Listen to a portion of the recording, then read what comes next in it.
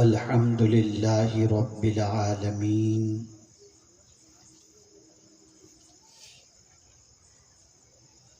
والعاقبۃ للمتقین والصلاة والسلام علی سید الانبیاء والمرسلین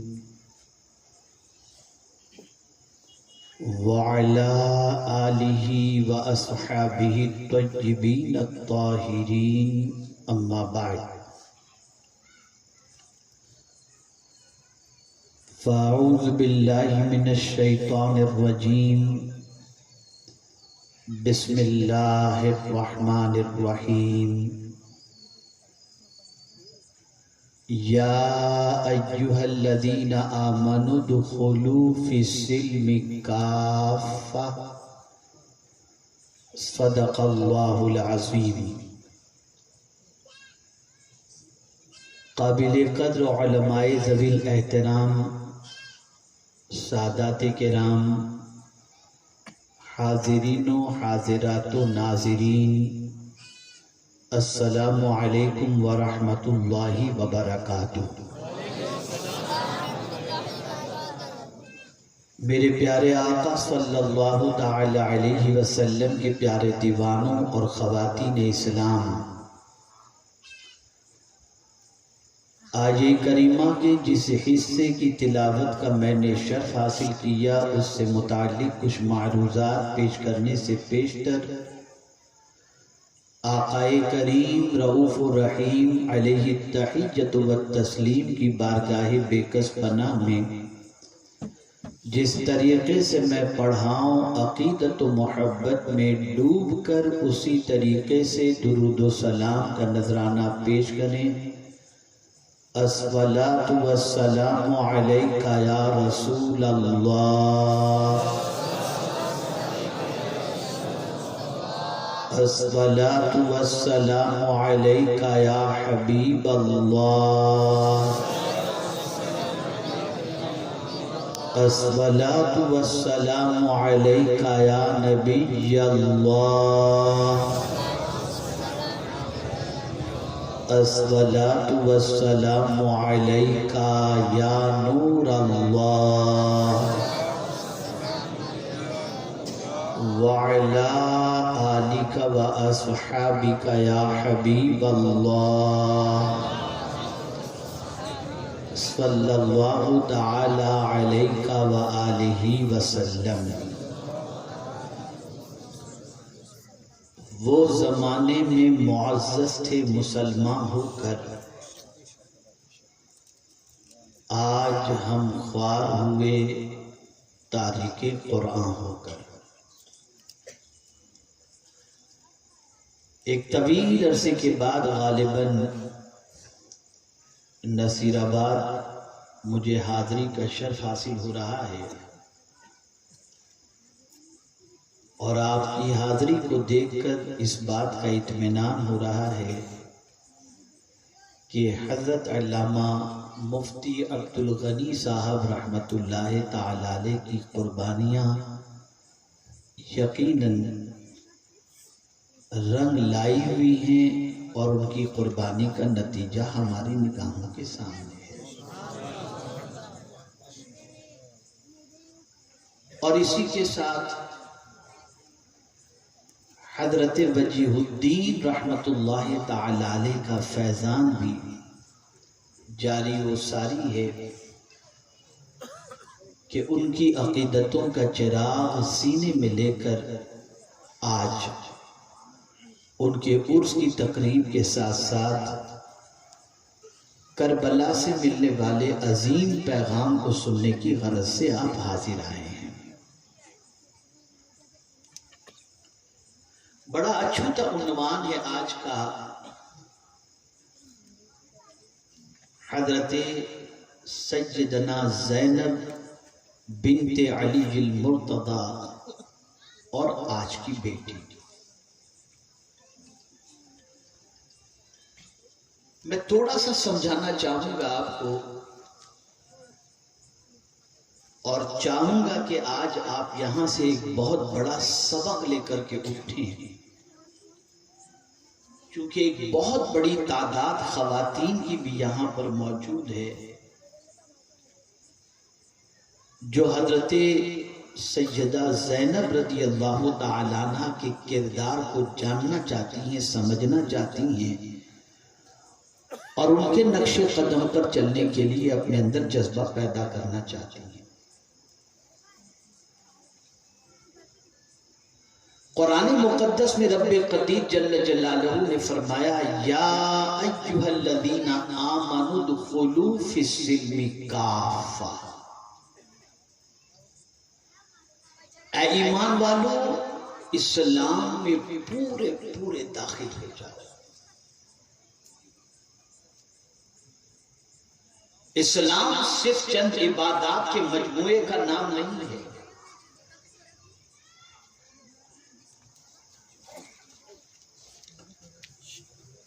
کہ بس آپ نماز پڑھ لیں، روزہ رکھ لیں، حج کر لیں، زکوٰۃ ادا کر لیں، بس اسی کا نام صرف اسلام نہیں ہے۔ اور افسوس کی بات تو یہ ہے کہ ہم نے کربلا کے تاجدار امام عالی مقام رضی اللہ تعالیٰ عنہ کی زندگی کو بھی سمجھنے کی کوشش نہیں کی۔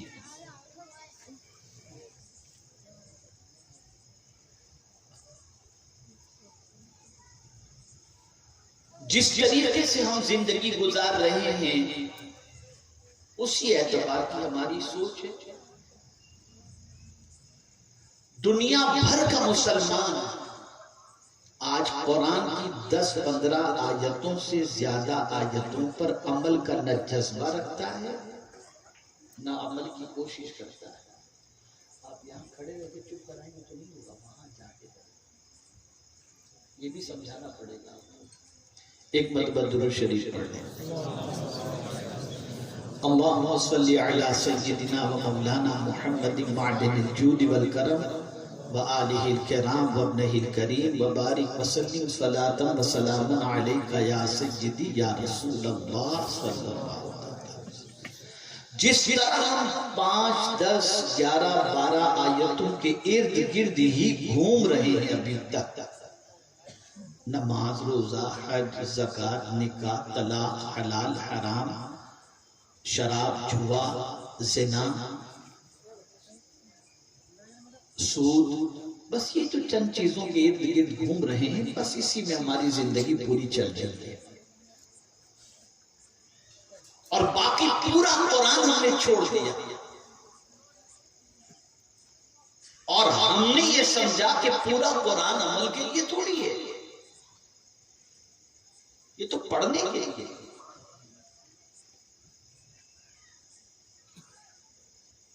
اور اسی کے ساتھ ساتھ ایک اور سوچ بھی بن گئی کہ یا تو رمضان میں پڑھیں گے یا کسی کے مرنے کا انتظار کریں، کوئی مرے اور ہم قرآن پڑھیں۔ اور اس سوچ پر بھی ماتم کرنے کو جی چاہتا ہے کہ ایک مسلمان یہ تو ضرور جانتا ہے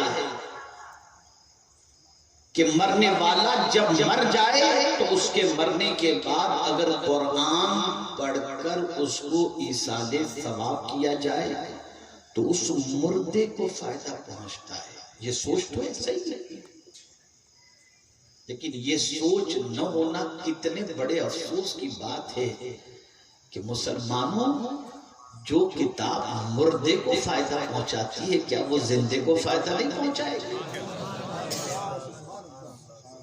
لیکن یہ تصور نکل گیا، یہ فکر نکل گئی۔ امام حسین کی زندگی کو جب پیش کیا جاتا ہے تو ایک بات خاص طور پر کہی جاتی ہے اور کہنا بھی چاہیے، اور ہے بھی ایسا معاملہ کہ سجدے میں امام حسین نے جان دی۔ تو کیا امام حسین بھی ہماری طرح صرف 1-2 آیتوں کے عامل تھے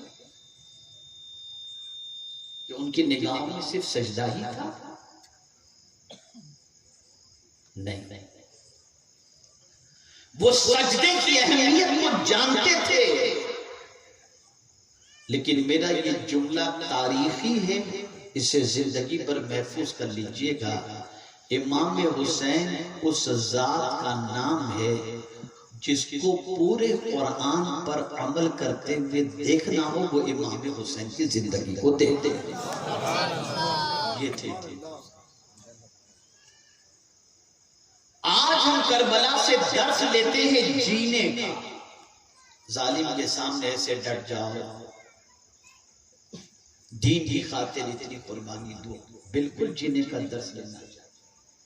لیکن خدا کی قسم امام حسین نے صرف جینا نہیں سکھایا، مرنا بھی سکھایا، کہ کیسے جیا جائے اور کیسے مرا جائے، یہ بھی امام حسین نے ہمیں بتایا ہے۔ تو قرآن کہتا ہے اے ایمان والو، اسلام میں پورے پورے داخل ہو جاؤ۔ اب چونکہ حضرت سیدہ زینب رضی اللہ تعالیٰ عنہ سے متعلق بات کرنی ہے، اور وہ تھی امام حسین امام حسن رضی اللہ تعالیٰ عنہ کی بہن ہے، اور ان کا نام بھی زینب، جس طرح سے حضرت حسن کا نام حضور نے رکھا، حضرت حسین کا نام حضور نے رکھا، ان کا نام بھی حضور ہی نے رکھا ہے۔ کتنی عظیم، کتنا اونچا مرتبہ ہوگا کہ رسول اعظم صلی اللہ علیہ وسلم نے جن کا نام رکھا۔ جب حضرت زینب رضی اللہ تعالیٰ عنہ کی ولادت ہوئی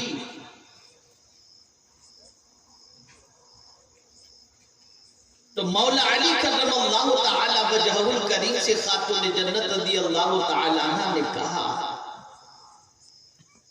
کہ بابا جان تو ہیں جی، ابا جان تو سفر پہ تشریف لے گئے ہیں، تو ایک کام کیجئے، اذان آپ ہی کہہ دیجئے اور نام بھی کوئی تجویز کیجئے۔ تو مولا علی کرم اللہ تعالی وجہ الکریم نے فرمایا اذان تو میں کہہ دوں گا، لیکن نام تو حضور آنے کے بعد خود ہی رکھیں گے۔ اور 3 روز کے بعد حضور صلی اللہ علیہ وسلم تشریف لائے۔ غور سے سنیں وہ لوگ جو بیٹی والے ہیں، کیا معمول تھا میرے آقا صلی اللہ علیہ وسلم۔ آج کی بچیاں یہ تصور کرتی ہیں کہ اسلام ہمارے لیے ریسٹرکشن لگاتا ہے اور اسلام ہمارے حقوق کو ادا نہیں کرتا۔ معاذ اللہ، میں کہتا ہوں کسی مذہب کے اندر عورتوں کو اتنا حق نہیں دیا گیا جتنا اسلام کے اندر عورتوں کو حق ادا کیا گیا ہے۔ ذرا دیکھو میرے آقا صلی اللہ علیہ وسلم کا عمل، رحمت عالم نور مجسم فخر آدم و بنی آدم صلی اللہ تعالی علیہ وسلم سفر سے جب واپس آتے ہیں تو سب سے پہلے خاتون جنت کے گھر تشریف لے اپنی بیٹی کے یہاں، اور وہاں سے ہو کر مسجد نبوی شریف میں جاتے اور نفل نماز ادا فرماتے اور پھر اپنے گھر پر تشریف لے جاتے۔ سرکار صلی اللہ علیہ وسلم سفر سے لوٹے، خاتون جنت کے یہاں پہنچے تو گھر میں خوشیوں کی عجیب لہر اور مہک محسوس ہو رہی تھی۔ تو سرکار صلی اللہ علیہ وسلم نے محسوس کیا کہ گھر میں کوئی خوشی کا معاملہ ہوا ہے، تو خاتون جنت نے وہ نو مولود بچی جو تھی اسے حضور کی گود میں دے دیا۔ سرکار بہت خوش ہوئے اور دیکھتے ہی جو جملہ فرمایا وہ تاریخی جملہ ہے۔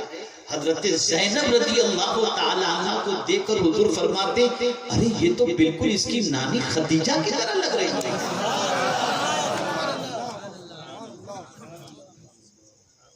کون سیدہ خدیجہ؟ طیبہ طاہرہ رسول رحمت صلی اللہ علیہ وسلم پر سب کچھ لوٹانے والی،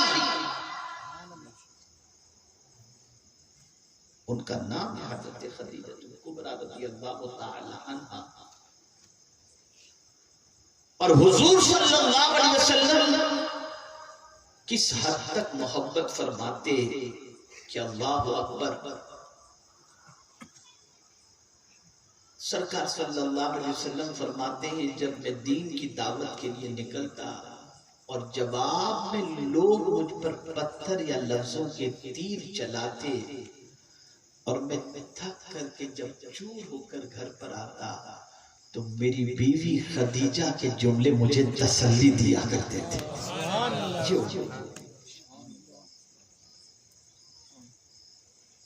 ایک بیوی کا رول جو پلے کیا ہے انہوں نے، تاریخ میں اس طریقے سے رول ادا کرنے والی خاتون ملنا مشکل ہے۔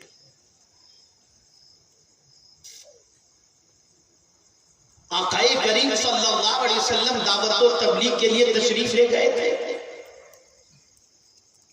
اور ام المؤمنین حضرت خدیجہ کبریٰ رضی اللہ تعالی عنہا بیمار ہو گئی۔ سرکار صلی اللہ علیہ وسلم دعوتی کام کو چھوڑ کر آئے اپنی شریک حیات کی مزاج پرسش کے لیے، دیکھا طبیعت بہت زیادہ خراب تھی، پوچھا خدیجہ کیا حال ہے؟ اب جواب سنو۔ سرکار نے حضرت زینب کو دیکھ کر یہی تو فرمایا تھا کہ یہ اپنی نانی خدیجہ کیسی لگتی ہے، یوں ہی نہیں فرمایا تھا۔ تو جب سرکار تشریف لائے اور بیمار بیوی سے فرمایا تمہاری طبیعت کیسی ہے خدیجہ؟ اب جملہ سنیے، عرض کرتی ہوں حضور مجھے میرے رب کے حوالے کیجیے اور میری فکر مت کیجیے۔ اگر آپ دین کی دعوت کے کام میں مصروف رہیں گے، ہو سکتا ہے آپ کی دعوت پر کچھ لوگ جہنم میں جانے سے بچ جائیں، تو آپ اپنے کام میں مصروف رہیے اور مجھے میرے رب کے حوالے کر دیجیے۔ یہ کردار تھا نانی کا، یہ کردار تھا ام المؤمنین حضرت خدیجہ کبریٰ رضی اللہ تعالی عنہا۔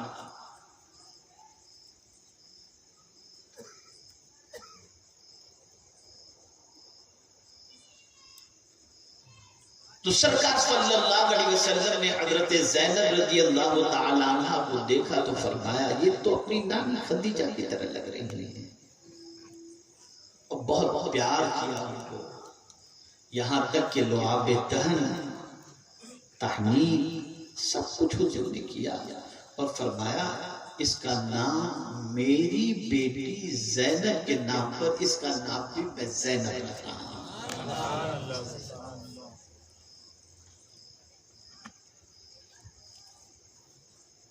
میرے پیارے آقا صلی اللہ تعالی علیہ وسلم کے پیارے دیوانے توجہ چاہتا ہے، ہر باپ یہ چاہتا ہے کہ میری بیٹی اسلام پر چلے جائے، ہر ماں یہ چاہتی ہے کہ اس کی بیٹی آوارگی کی دہلیز پر نہ پہنچے، لیکن کیا کبھی کسی ماں نے ایسا ماحول دیا؟ کیا گھر کو اسلام سے آراستہ کیا؟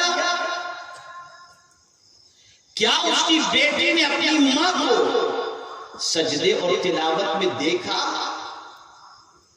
کیا کسی بیٹی نے اپنے باپ کو دین پر ثابت قدم دیکھا؟ اور ظاہر سی بات ہے کہ جب یہ بچی نہ دیکھے تو پھر اس بچی کو اسی چیز کا اثر حاصل کرنا ہے جیسا وہ اپنے ماں باپ کو کرتے دیکھتی ہے۔ لیکن حضرت زینب رضی اللہ تعالی عنہا انہوں نے دیکھا تو کس کو دیکھا؟ نانا کو دیکھا تو صبح و شام امت کی فکر میں ڈوبا ہوا دیکھا، والد کو دیکھا تو خطابت کے میدان کا شیخ سوار دیکھا، اور عبادت کے معاملے میں اپنے وقت کا بڑا عابد و زاہد دیکھا، اور ماں کو دیکھا تو ایسا با پردہ اور عبادت گزار دیکھا کہ مجال ہے کوئی اپنی ماں کی جو ہے وہ دوپٹے کو بھی دیکھ سکے. دونوں بھائیوں کو دیکھا تو دین پر ثابت قدم دیکھا. جب یہ پورا انوائرمنٹ اس طریقے کا تھا، پورا ماحول اس طریقے کا تھا، تو ظاہر سی بات ہے کہ پھر پرورش اور گروتھ اسی طریقے کی ہوتی ہے. ایک گھر کے اندر 10 پڑھے لکھے ہو، ماں پڑھی لکھی، باپ پڑھا لکھا، بیٹا پڑھا لکھا، بھائی پڑھا لکھا، سب پورے پڑھے لکھوں کا ماحول ہو نا، تو گھر کے اندر بچہ پڑھنے ہی کی طرف توجہ دیتا ہے. تو جس گھر میں ولایت ہی ولایت ہو، جس گھر میں دین ہی دین ہو، جس گھر میں قرآن ہی قرآن ہو، جس گھر میں سجدے ہی سجدے ہوں، بھلا اس ماحول کے اندر رہنے والی بچی وقت کی عابدہ اور زاہدہ نہ ہوگی تو کون ہوگا؟ دین گٹھی میں پلایا جا رہا ہے. میرے پیارے آقا صلی اللہ تعالی علیہ وسلم کے پیارے دیوانوں، حضرت زینب رضی اللہ تعالی عنہ اپنی عمر کے آہستہ آہستہ مرحلوں کو طے کر رہی ہیں. 2 بھائی بے پناہ محبت، حسنین کریمین جو چاہ رہے تھے اپنی بہن کو، اس کا کیا کہنا.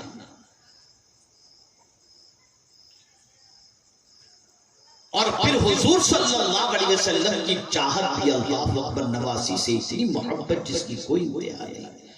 بلکہ تاریخ کی کتابوں میں ملتا ہے کہ حضور صلی اللہ علیہ وسلم کے وصال سے کچھ دن پہلے حضرت سیدہ زینب رضی اللہ تعالی عنہ سرکار کے سینے پر بیٹھ کر کے کھیل رہی تھی.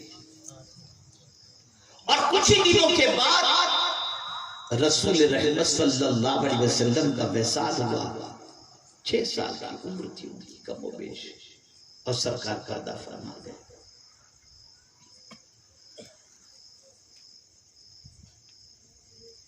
اب حضرت زینب کی والدہ یعنی خاتون جنت رضی اللہ تعالی عنہا اپنے باپ کے مشن کی اتنی عاملہ تھی کہ اللہ اکبر،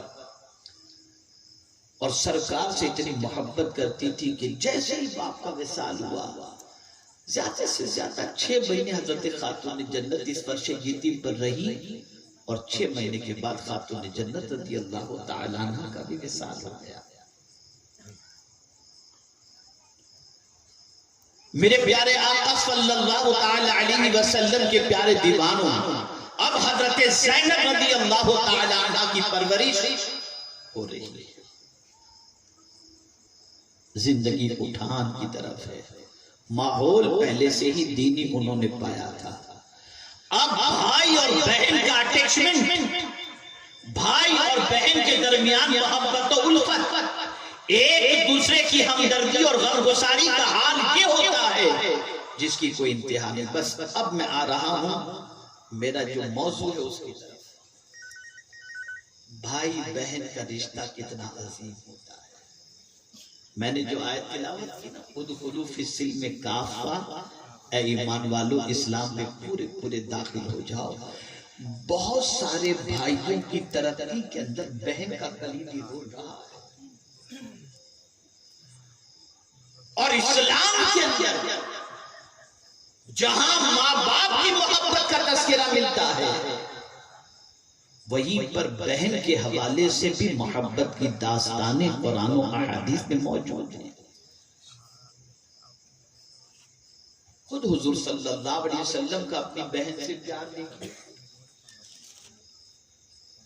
ایک جنگ کے اندر اللہ نے کافی مال غنیمت حضور صلی اللہ تعالی علیہ وسلم کو عطا کیا، اور قیدی کچھ پکڑے گئے اس جنگ کے اندر. تو ان قیدیوں کے اندر ایک خاتون بھی تھی جنہیں گرفتار کیا گیا تھا. اس خاتون نے گرفتار کرنے والے صحابہ سے کہا مجھے تمہارے نبی محمد صلی اللہ علیہ وسلم کی طرف لے جاؤ، اس لیے کہ محمد صلی اللہ علیہ وسلم میرے بھائی ہیں۔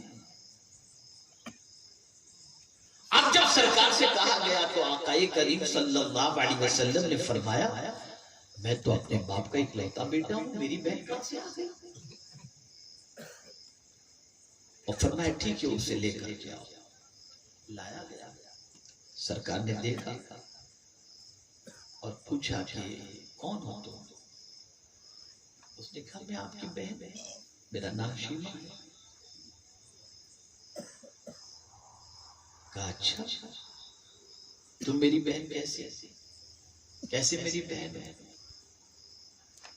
تو انہوں نے کہا کہ میں حضرت حلیمہ سعدیہ کی بیٹی ہوں، اور جب آپ حضرت حلیمہ سعدیہ رضی اللہ تعالیٰ عنہ کے یہاں پہنچے تھے تو آپ کی عمر بہت چھوٹی تھی، تو میں آپ کو اپنے کاندھے پر اٹھا کر کے چلا کرتی تھی، آپ سے کھیلتی۔ ایک دن میں نے آپ کو بہت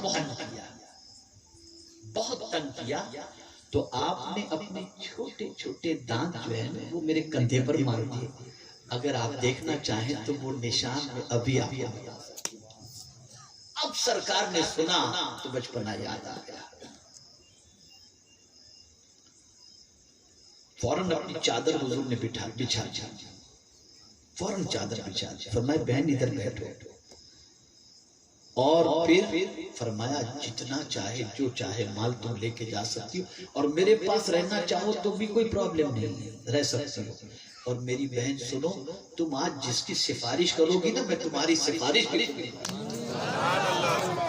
یہ ہے بھائی بہن کی محبت۔ حضور نے درس دیا کہ بہن سے محبت کیسے کی جاتی ہے۔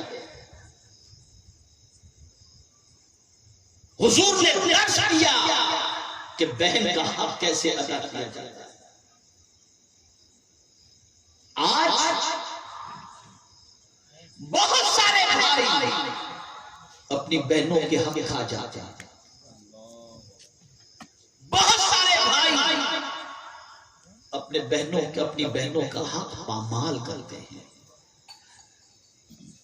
اے رسول اعظم صلی اللہ علیہ وسلم کے دیوانوں، آقا کریم صلی اللہ علیہ وسلم نے اپنی بہن سے یہ سلوک کیا، اور مزید سننا ہے تو سنو۔ بھائی بہن کا پیار کتنا عظیم پیار ہوتا ہے۔ حضرت سیدنا امیر حمزہ رضی اللہ تعالی عنہ جب شہید ہوئے اور جب مسلح کیا گیا، یعنی آپ کی جسم مبارک کے ایک عضو کو تن سے جدا کیا گیا، کان الگ، آنکھ الگ، ناک الگ، یہ سارا جب آپ کی جسم اقدس کے ساتھ کیا گیا، آقا کریم صلی اللہ علیہ وسلم نے دیکھا تو رونے لگے۔ بہت چاہتے تھے سیدنا امیر حمزہ رضی اللہ تعالی عنہ کو حضور صلی اللہ علیہ وسلم، اور جب سرکار صلی اللہ علیہ وسلم کو یہ اطلاع دی گئی کہ سیدنا امیر حمزہ رضی اللہ تعالی عنہ کی بہن حضرت صفیہ اپنے بھائی کی لاش کو دیکھنے کے لیے آ رہی ہیں، سرکار نے انہیں روک دیا، فرمایا ان کی بہن میری پھوپھی یہ دیکھ کر برداشت نہیں کر سکے گی۔ دیکھیے بہن کے بارے میں یہ ذکر۔ اے رسول اعظم صلی اللہ تعالی علیہ وسلم کے دیوانوں، بھائی بہن کا رشتہ اتنا عظیم رشتہ ہے کہ ایک حقیقی معنی میں جو بہن ہوتی ہے وہ اپنے بھائی کو کبھی تکلیف میں دیکھ ہی نہیں سکتی، بلکہ میں تو تھوڑا سا نفسیاتی طور پر نفسیات کے متعلق عادی ہوں اور زمانے سے کر رہا ہوں، تو میں بہن کی نفسیات کے حوالے سے آپ کو بتاؤں کہ گھر میں اگر دو بھائی دو بہن ہوں نا، اور یہ بھائی بہنوں کے درمیان اگر جھگڑا ہوتا ہے نا، تو بہن ہمیشہ اپنی ماں سے کہے کہ ماں بھائی کا کوئی قصور نہیں ہے، میرا ہی قصور ہے۔ بہن اپنے بھائی کو بچا جاتی ہے، اور اگر کچھ معاملہ ہوتا تو بہن بھائی کا ڈیفینس کرے گی۔ اور ایک اور بات بتاؤں، بھائی اگر کوئی اپنی دل کی بات بھی جلدی سے کہنا چاہے گا تو ماں کو ڈائریکٹ نہیں کہتا ہے، بہنیں کو کہتا ہے۔ دیکھ لیجیے گا، تھوڑا سا ٹھنڈے کلیجے سے سوچ لیجیے گا، اور آپ کی بھی اگر کوئی بہن ہو نا تو آپ دیکھ لیجیے گا، آپ اس کو مثال کے ذریعے سمجھاؤ، اگر کسی سے شادی آپ کرنا چاہتے ہیں ڈائریکٹ ماں کو نہیں کہیں گے میری بہن تیرے لیے میں نے یہ بھابھی پسند کی، ذرا تو ماں کو سمجھا۔ یہ بھائی بہن کب یاد ہے؟ اصل ان چیزوں کو کبھی سمجھنے کی کوشش نہیں۔ بھائی بہن کا رشتہ بہت عظیم رشتہ ہے، بہت مقدس اور بڑا عظیم رشتہ ہے، اور ہم نے دیکھا ہے جن کے گھر 4 بیٹے ہوتے ہیں وہ دعا کرواتے ہیں، حضرت دعا کر دو نا ایک بہن چھوٹی سی ہم کو اللہ عطا کر دے، ایک بیٹی چھوٹی سی کو عطا کر دے۔ اور جن کے یہاں 4 بیٹی ہوتی ہیں وہ دعا کرواتے ہیں کہ دعا کریں کہ ان بچیوں کو ان کا کوئی بھائی عطا فرما دے۔ یہ کنیکٹنگ، یہ کنیکشن ہوتا ہے، اور اس گھر کو مکمل گھر تصور کیا جاتا ہے جس میں بیٹا بھی ہو اور جس میں بیٹی بھی ہو۔ اب توجہ چاہوں گا، آج کے دور کے اندر بہت ساری بہنیں اپنے بھائیوں کے خلاف مقدمہ کرتی نظر آتی ہیں، اور بہت سارے بھائی اپنی بہن کے خلاف مقدمہ کرتی نظر آتی ہیں۔ کیوں؟ اس لیے کہ نہ بھائی نے شریعت کے اعتبار سے بہن کے مقام کو سمجھا، نہ بہن نے بھائی کے مقام کو سمجھنے کی کوشش کی۔ آپ ذرا دیکھو سیدنا فاروق اعظم کے اسلام قبول کرنے کی وجہ کیا بنی؟ ان کی بہن ہی تو بنی نا، وہ بہن جو فاروق اعظم کے سامنے کھڑا ہونا وہ ڈرنے والی کیفیت ہوتی تھی، لیکن اسلام قبول کر لیا تو اپنے بھائی کی مار کی پرواہ نہ کرتے ہوئے کہتی ہے بھائی تجھے جو کرنا ہے کر لے، میں نے اسلام قبول کر لیا ہے۔ بھائی پگھل جاتا ہے، بھائی پگھل جاتا ہے کہ میری وہ بہن ہے جو میرے سامنے کبھی اونچی آواز سے بات نہیں کرتی تھی، کوئی تو چیز ہے جس نے میری بہن کو اتنا طاقتور بنا دیا، اور وہ اسلام ہے جس نے میری بہن کو طاقتور بنا دیا ہے۔ بہن مجھے بتا تو کیا پڑھ رہی تھی؟ قربان جائیے اس بہن کی عظمت پر جس نے فوراً قرآن سامنے رکھ دیا اور قرآن کی آیتیں رکھ دی، اور فاروق اعظم نے قرآن کی آیتیں پڑھی اور اسلام کے سلسلے میں ان کا دل روشن ہو گیا ہے۔ آج کی بہنوں کو بھائی قرآن پڑھتے دیکھ دیکھ کر لگی ہوتی ہے، لگی ہوتی ہے سیریل۔ بڑا مقدس رشتہ ہے یہ بھائی بہن کا، اور آگے بڑھیے تھوڑا سمجھاتا ہوا چل بھائی بہن کے رشتے کو شاید سمجھ میں بات آ جائے۔ حضرت امام بخاری رحمت اللہ تعالی علیہ پڑھنے جاننا چاہتے تھے، تمنا تھی کہ میں بخارا سے نکل کر جاؤں کہیں جا کر کے پڑھوں، پیسہ نہیں تھا آپ کے پاس اور کسی سے کہہ بھی نہیں رہے تھے۔ حضرت امام بخاری کی بہن کو پتا چلا کہ میرا بھائی پڑھنا چاہتا ہے لیکن پیسہ نہیں ہے، قربان جائیے اس بہن کی عظمت پر اپنے زیورات لے کر بیچنے نکلتی ہیں اور بیچ کر کے آتی ہیں، سارے زیورات بیچ کر کہتی ہیں لو بھائی یہ پیسے لو اور جاؤ تم پڑھنے کے لیے۔ امام بخاری کہتے ہیں میری بہن سب کچھ تو نے بیچ ڈالا، کہا بھائی تم پڑھ لے، اس سے بڑی چیز کیا ہوگی۔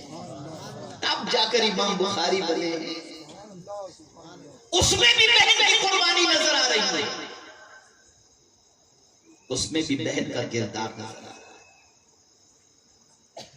حضرت امام محمد بن سیرین رحمت اللہ تعالی علیہ، ان کو ان کی بہن نے قرآن وغیرہ سکھایا،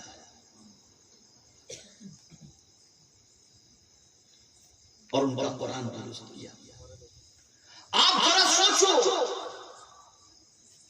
اگر تاریخ یا اوراق کو کھنگال لو تو آپ اس نتیجے پر پہنچیں گے کہ بھائی بہن کا رشتہ بڑا عظیم رشتہ ہے، اور بڑے عظیم رشتے کے ساتھ ساتھ ہر بہن نے اپنے بھائی کو، جس کے سینے میں اسلام کی عظمت موجود ہے، اس نے اپنے بھائی کے ساتھ بڑا اچھا سلوک کیا اور اپنے بھائی کی ترقی کے اندر اس نے قریبی رول ادا کیا۔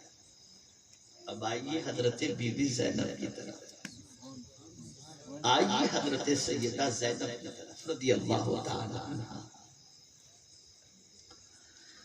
آج کا خطبہ یزیدی دربار کا پیش کیا جاتا ہے اور کرنا بھی چاہیے، اس کا میں انکار نہیں کرتا۔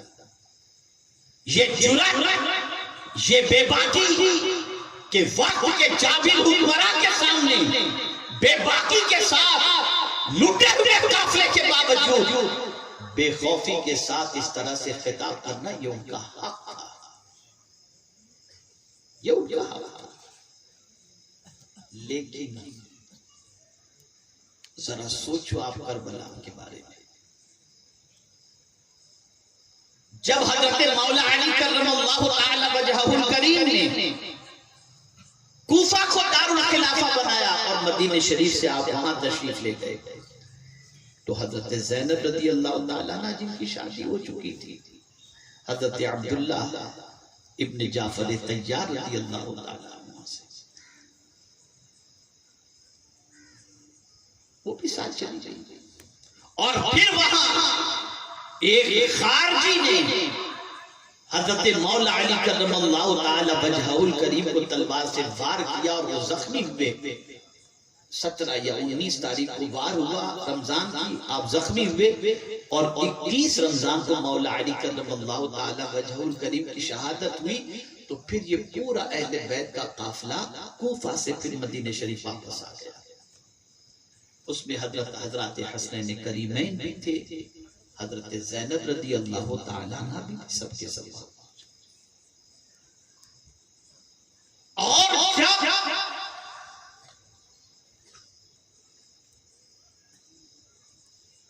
تاجدار کربلا امام علی مقام رضی اللہ المولا تبارک و تعالی عنہ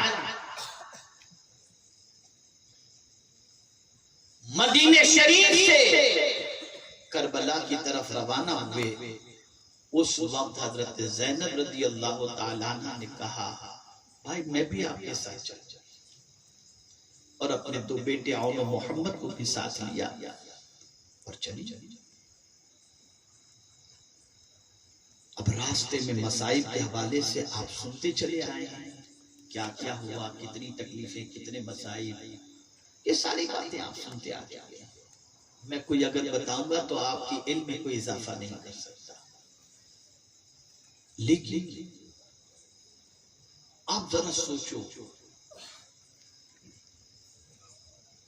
کہ اتنا سخت مرحلہ کربلا کا، اتنی سخت آزمائش کربلا کی، لیکن حضرت زینب رضی اللہ تعالی عنہ اس وقت اپنے بھائی کا ساتھ نہیں چھوڑا۔ یہ نہیں کہتے کہ بھائی میرے 2 بچوں کا کیا ہوگا، ان کی زندگی کا کیا، نہ،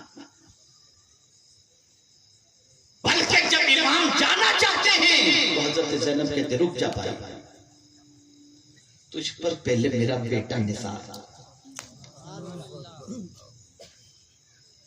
ایک نثار ہوا تو دوسرے کو بھیجا، اور صحیح معنوں میں بہن ہونے کا حق ادا کر دیا۔ اے رسول اعظم صلی اللہ تعالی علیہ وسلم کے دیوانوں، آپ ذرا سوچو، جب کربلا کے اندر اس حد تک امتحان کی وادیوں سے اہل بیت گزر رہے تھے،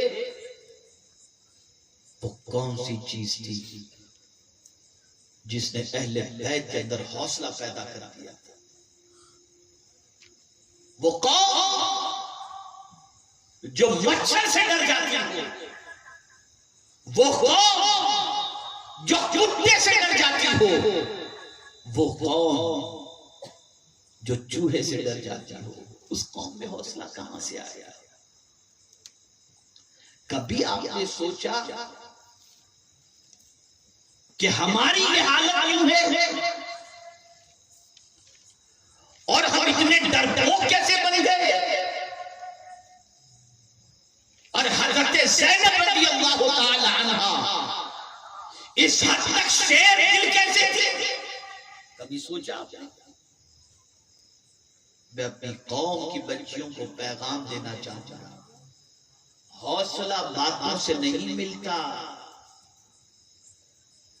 طاقت لفظوں سے نہیں ملتی، طاقت قرآن سے ملتی ہے، قوت سجدوں سے ملتی ہے، قوت نیکیوں سے ملتی ہے۔ ایک تاریخی جملہ بھائی بہن اور دنیا میں سننے والے ہر ایک کو میری طرف سے یہ پیش ہے، زندگی بھر اسے اپنی کتاب کے اندر محفوظ کر لو، سن لو، گناہ انسان کو بزدل بنا دیتا ہے اور نیکی انسان کو طاقتور بنا دیتے ہیں۔ جب گناہ کرو گے بزدل بن جاؤ گے، اور جب نیکی کرو گے اللہ تمہیں طاقتوں سے مالا مال کرے۔ ہم بزدل اس لیے ہیں کہ گناہ میں ہماری زندگی کرتے ہیں، صبح گناہ میں، شام گناہ میں، رات گناہ میں، دن گناہ میں، لمحہ لمحہ گناہ کے اندر، اس لیے ہم بزدل بن گئے۔ اور حضرت زینب کی صبح ہوتی تھی تلاوت کے ساتھ، شام ہوتی تھی تلاوت کے ساتھ، دن گزرتا تھا عبادت اور ریاضت کے اندر۔ کیسے نہ گزرے جس نے اپنی ماں کو اللہ کی بارگاہ میں اس طرح شکایت کرتے دیکھا ہو کہ اے اللہ تو نے کتنی چھوٹی رات بنائی ہے کہ فاطمہ جی بھر کر تیرا سجدہ بھی نہیں کر سکتی، اس کی بچی کے اندر شوق بندگی نہیں ہوگا تو اور کیا ہوگا؟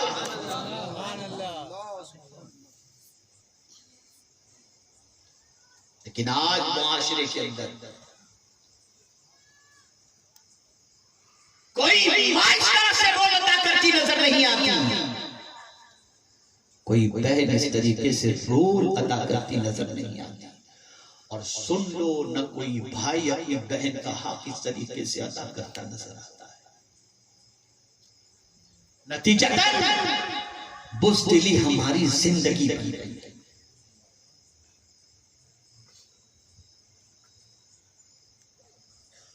اور قربان جائیے اس عظیم خاتون کی عظمت پر کہ جس یزید نے قافلے حسین کو تار تار کیا، براہ راست یا پھر اس کی رضا اور رغبت اسی میں تھی، وہ دیا یا نہ دیا یہ الگ چیز ہے، لیکن وہ قطعی طور پر حسین کو برداشت کرنے کے لیے تیار نہیں تھا، یہ اپنی جگہ پر بات مسلم ہے۔ اور میں نے جیسا کہ پہلے عرض کیا، گناہ انسان کو کمزور کرتا ہے۔ حسین نیکی کرتے تھے اس لیے یزید حسین سے ڈرتا تھا۔ سب کے ساتھ بیعت کر لیے تھے، بہت ساروں نے بیعت کر لیے، بڑی تعداد نے بیعت کر لی تھی، لیکن ڈرتا تھا تو حسین سے ڈرتا تھا۔ جہاں حق اور نیکی ہو اس سے دنیا ڈرتی ہے، اس سے دنیا خوف زدہ ہوتی ہے۔ اس کو ایک مثال کے ذریعے سمجھنے سمجھانے کے لیے بتاؤں، آسانی سے سمجھ جائیں گے۔ ٹی سی رکھا جاتا ہے نا اسٹیشن پر، جس کے پاس ٹکٹ ہوتا ہے وہ کبھی ڈرتا ہے؟ بھئی جواب دیجئے نا۔ لیکن یوں ہو کر کے نکلنے کی کون کرتا ہے؟ لیکن ٹی سی ہوشیار ہوتا ہے، وہ باڈی کو دیکھ کر چلنے کے انداز کو سمجھ لیتا ہے کہ یہ کون ہے۔ تو جو جرم کرتا ہے وہ کمزور ہو جاتا ہے، اور جو جرم نہیں کرتا وہ طاقتور ہوتا ہے۔ سن لو، آخر आखिर इमाम हुसैन यजीदी बैत को कबूल करने के लिए तैयार नहीं हुए। वजह क्या थी? डर क्यों नहीं रहे थे? हक साथ में और नेकियों का सरमाया उनके साथ मौजूद था। यजीद क्यों डर रहे थे? यजीदी क्यों डर रहे थे? वो जानते थे। अब इसी को आप समझें। यजीद के दरबार के अंदर हजरत सैयदा ज़ैनब रज़ी अल्लाह तआला अन्हा का खुतबा, और वो भी किस वक्त? चश्मे तसव्वुर से थोड़ा सा सोचें, थोड़ा सा सोचें। खिताब, हालांकि हजरत ज़ैनब रज़ी अल्लाह तआला अन्हा जब कूफा पहुंची थी ना, मौला अली करमल्लाहु तआला वजहुल करीम के साथ, जब उन्होंने दारुल खिलाफा वहां बना लिया था, तो आप दर्स और तदरीस के फराइज अंजाम देती थी, और वहां की इल्म की प्यास रखने वाली खवातीन उनके दर्स से इक्तिसाब फैज करती थी और कहती थी ज़ैनब में तो अली का इल्म बोल रहा, ज़ैनब में तो अली की खिताबत का जौहर बोल रहा है। अरे जिस बेटी के खिताब का आलम, जिसका बाप इतना बड़ा खतीब हो कि उनके अक़वाल आज भी सुनहरी हुर्फों से लिखे हुए हैं, कोई कुछ तकरीर करे या न करे, खाली एक मौला अली का कौल पेश करके तो हजारों तकरीरों पर वो भारी हो।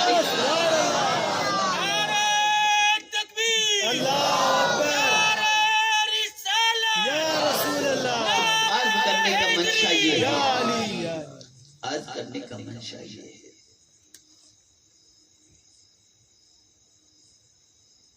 कि फिर उसी खिताबत का जौहर, और सुन लो, दीन का काम आसान नहीं है। जालिम के सामने हक बात कहना, इसकी बड़ी फजीलत हुजूर ने बयान फरमाई है। तो वहां भी हजरत ज़ैनब ये नहीं कहती है ऐसे ही छोड़ देना, क्यों ऐसा कर रहा है, सब कुछ खत्म, भाई शहीद, भतीजे शहीद, बेटे शहीद, सब कुछ खत्म, हौसला पस्त हो जाता है, हिम्मत आदमी हार जाता है। लेकिन अल्लाह अकबर, हक पर मर मिटने वालों का हौसला कभी पस्त नहीं होता। इसलिए हजरत सैयदा ज़ैनब रज़ी अल्लाह तआला अन्हा ने यजीद के सामने खुतबा दिया और बबांगे दोहल खिताब फरमाया और झिझोड़ करके रख दिया हजरत सैयदा ज़ैनब रज़ी अल्लाह तआला अन्हा। तो अर्ज करने का मंशा ये है कि रस्मी तौर पर हमारे यहाँ मोहब्बत के दावे हैं। मैं थोड़ी सी चुपती हुई बात कहने का आदी हूं और मजबूर भी हूं ये कहने पर, उस कौम को अल्लाह तरक्की कहां से अता करे जो कौम इमाम हुसैन के सजदे में शहादत का वाकया सुन करके भी सजदों के लिए तैयार हो। कितनी बेहिस है ये हमारी, ये सुनती है और आंसू बहाती है कि 72 जख्मों के बावजूद हुसैन ने सजदा नहीं छोड़ा, और हमारा हाल ये कि बिस्तर पर सो सो कर सजदे छोड़ गए। और क्या हम गुलाम हुसैन? क्या ताल्लुक तुमसे और गुलामी हुसैन से? क्या ताल्लुक है? क्या ताजदारे करबला ने इसीलिए जान दी थी कि इनके नाम किसी महफिल सजाओ? नहीं, सुन लो, उन्होंने हमको आपको गलत रास्ते से बचाने के लिए जान दी थी ताकि हम सीधे रास्ते पर, हुसैन के रास्ते पर चलकर जन्नत के मुसाफिर बन जाएं। लेकिन हमारा हाल क्या है? कुछ नहीं चलेंगे माअज़ल्लाह। पूरी जिंदगी کوئی شراب میں گزار رہا ہے، کوئی جوئے میں گزار رہا ہے، کوئی ڈرگس میں گزار رہا ہے، کوئی پکچر میں گزار رہا ہے، کوئی ناچ گانے باجے تماشے میں گزار رہا ہے، کوئی قرآن پڑھنا نہیں سیکھ رہا، کوئی قرآن تلاوت نہیں کر رہا، ایک دم زندگی پوری گناہوں پہ گزر رہی ہے، دور سے بھی کہیں سمجھ میں نہیں آتا کہ اس کے سینے میں حسین کی محبت ہے۔ سارا کام جو یزید کرتا تھا وہ یزیدی کام سمجھ کر یا یزید کی محبت میں نہیں، لیکن اس کے طریقے پر چلتے ہیں اور دعویٰ کرتے ہیں حسین کی محبت کا۔ ارے اتنا تو سوچو، جو حسین سب کچھ لٹا کر تمہیں جنت میں ہمیں جنت میں لے جانے کے لیے اتنی قربانی پیش کی، وہ اپنی فکر کیا جنت کی کرتے ہیں؟ اپنی کیا فکر جنت کی کرتے ہیں؟ جن کو ولادت کے ساتھ ہی حضور نے نوجوانان نے جنت کا سردار کہہ دیا، وہ تو جنت میں تھے، ڈکلیئر ہو گئے۔ میں اکثر کہا کرتا ہوں کسی کو سند ملتی ہے امتحان کے بعد، ڈگری جو ملا کرتی ہے نہ ایگزام سے پہلے ڈگری نہیں ملتی، پہلے ایگزام پاس کرو پھر تمہیں ٹائٹل دیا جائے گا، یا حسین آپ کی عظمتوں پر سلام۔ امتحان 56 سال کے بعد ہو رہا ہے اور ڈگری مصطفیٰ ولادت کے ساتھ۔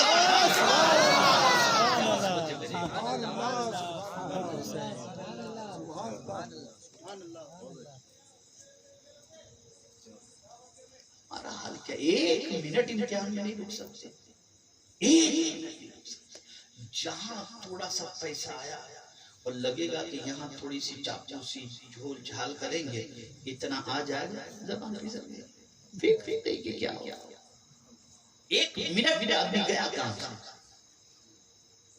لیکن امام حسین سے کہا جا رہا ہے سب کچھ آپ کو دیا جائے گا، خالی یزید کی بیعت قبول کر۔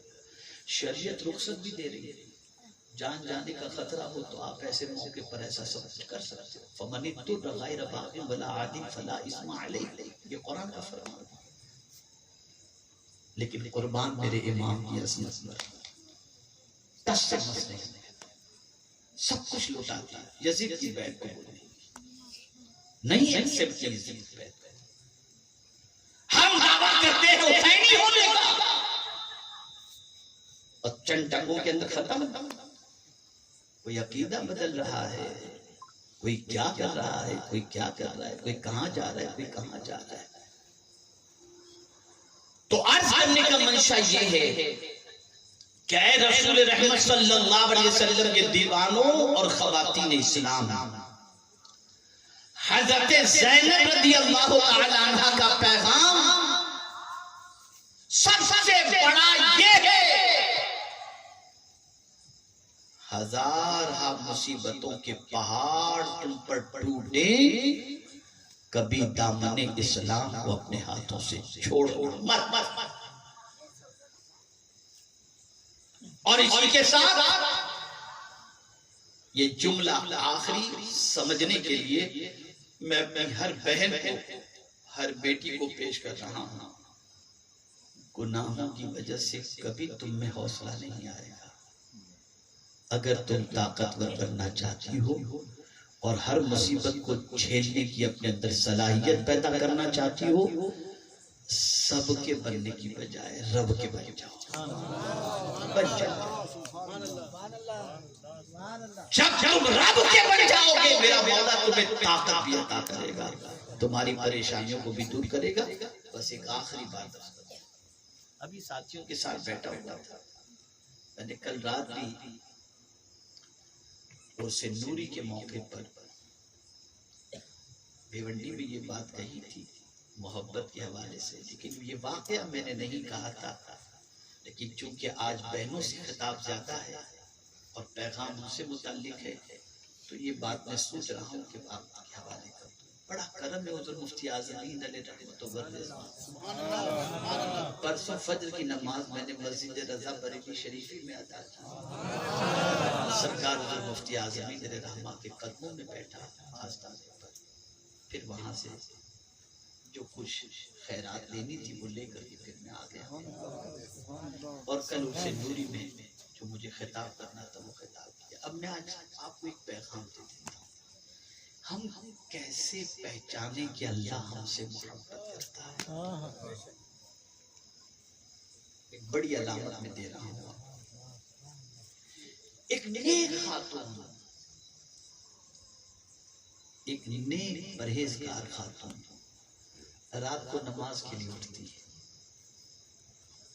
تہجد کی نماز ادا کرتی ہے، مصلی پر نماز کی ادائیگی کے بعد ہاتھ اٹھا کر دعا کرتی ہے، اے اللہ جو تجھے مجھ سے محبت ہے. جملے پر توجہ چاہوں گا، خاص طور پر ہمارے جو داعیان دین علماء منبر رسول پر جلوہ گر ہیں، میری اصلاح کے لیے اگر کوئی بات ہو تو بتا دیں، لیکن توجہ چاہوں گا. اے اللہ تجھے جو مجھ سے محبت ہے،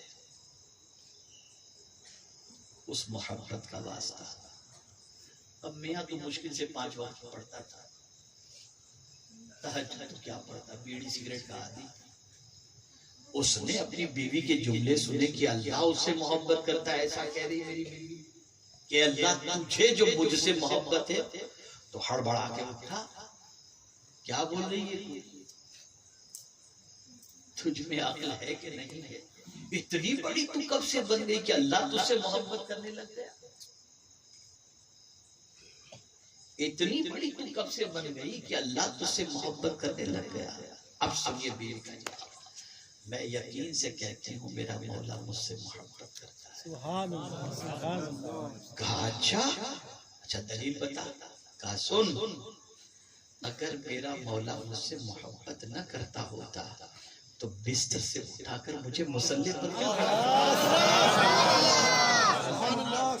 وہ مجھ سے محبت کرتا ہے تبھی تو مجھے بستر سے اٹھا کر اپنی یاد میں لگا دیا. سن لو، زیور تمہیں مل جائیں، مالو سر تمہیں مل جائے، بنگلو مل جائے، اور سجدے کی توفیق نہ ملے تو یہ مت سمجھنا کہ اللہ تم سے محبت کرتا ہے. اس لیے کہ قارون کو بھی مولا نے خزانہ عطا کیا تھا، لیکن اگر سجدے کی توفیق مل جائے تو سمجھ لینا خاتون جنت اور حضرت زینب کے صدقے میں اللہ تم سے محبت کر رہا ہے. یہ ایک محبت کی بہت بڑی علامت ہے. اے رسول رحمت صلی اللہ علیہ وسلم کے دیوانوں اور خواتین اسلام، بھائی بہن کی محبت بڑی تاریخی محبت ہے. اور کربلا میں حضرت سیدہ زینب رضی اللہ تعالی عنہ نے اپنا سب کچھ لٹا کر اپنے بھائی کو حوصلہ بھی دیا اور اپنے بھائی کو یہ بھی بتا دیا کہ بھائی ایسے سخت وقت کے اندر تمہاری بہن تمہارا ساتھ نہیں چھوڑ سکتی، سب کچھ لٹا سکتی ہے، لیکن اپنے بھائی کے مشن کے اندر اپنے بھائی کا سپورٹ کرنے کے لیے وہ تیار ہے. تو یہ ہوتا ہے بہن کا رول، یہ ہوتا ہے بہن کا کردار، یہ ہوتا ہے بہن کا معاملہ، اور یہ ہوتی ہے بہن کی ذمہ داری. لیکن یہ سب کچھ ماں باپ کے بنائے ہوئے انوائرمنٹ اور ماحول کے اوپر ہوتا ہے. ہر ماں کو خاتون جنت کی زندگی پیش نظر رکھنی چاہیے، ہر باپ کو مولا علی کرم اللہ تعالی وجہہ الکریم کی زندگی پیش نظر رکھنا چاہیے. اسی طریقے سے صحابہ اور اہل بیت کی محبت میں اپنی زندگی کی ساعتوں کو گزارنا چاہیے. یاد رکھیں میرے پیارے آقا صلی اللہ علیہ وسلم کے پیارے دیوانوں، اس بات کو دل و دماغ کے اندر محفوظ کر لیں، کسی بھی صحابی کے سلسلے میں اپنی زبان کو بے لگام کرنا یہ اپنی تباہی کو دعوت دینے کے مترادف ہے. ہر صحابی کا احترام کریں، ہر صحابی کے مقام و مرتبے کو سمجھیں، اور ہر صحابی کی محبت کو اپنے دل میں جگہ دیں.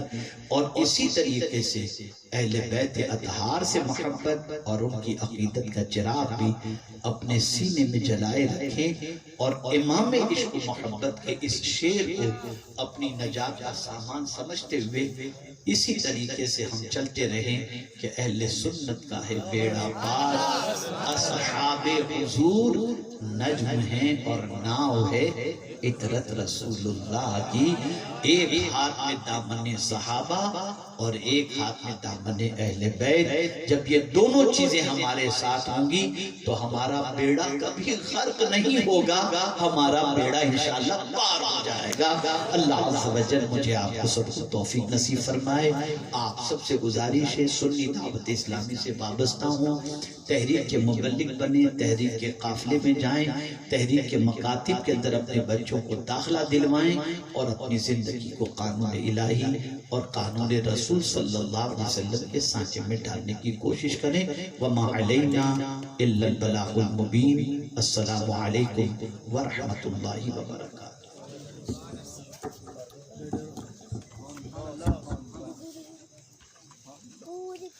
السلام علیکم ورحمۃ اللہ وبرکاتہ۔ میرے پیارے آقا صلی اللہ تعالیٰ علیہ وسلم کے پیارے دیوانوں، جو لوگ ابھی تک کسی سے بیعت نہیں ہوئے ہیں تو بڑا اچھا اور سنہری موقع ہے کہ حضور مفتی اعظم کے فیض یافتہ ایک عظیم پیر طریقت رہبر شریعت ہمارے سامنے موجود ہیں، عالم اسلام کی ایک عظیم شخصیت ہمارے سامنے ہے۔ تو میں جو لوگ ابھی تک کسی بھی پیر سے بیعت نہیں ہوئے یا جو بیعت ہے اگر وہ بھی طالب ہونا چاہتے ہیں تو حضور جس طریقے سے پڑھائے آپ حضرات بھی پڑھیں اور سلسلہ نوریہ عالیہ میں داخل سلسلہ ہو۔ بسم اللہ الرحمن الرحیم۔ استغفر اللہ ربی من کل ذنب واتوب الیہ۔ توبہ کرتے ہیں پچھلے سارے گناہوں سے، آج کے بعد ہر گناہ سے بچنے کی کوشش کریں گے، ہر فرض و واجب اور سنت ان کے وقتوں پر ادا کرنے کی کوشش کریں گے۔ ہم سلسلہ قادریہ نوریہ برکاتیہ میں داخل ہوتے ہیں۔ اے اللہ ہمیں غوث پاک کے غلاموں میں قبول فرما، قیامت کے دن ان کے ساتھ حشر فرما۔ الہی خیر گردانی بحق کے شاہ جیلانی، الہی خیر گردانی بحق کے شاہ جیلانی، الہی خیر گردانی بحق کے شاہ جیلانی۔ وصلی اللہ تعالی علی خیر خلقہ و نور عرشہ سیدنا و مولانا محمد وآلہ وصحبہ اجمعین برحمتک یا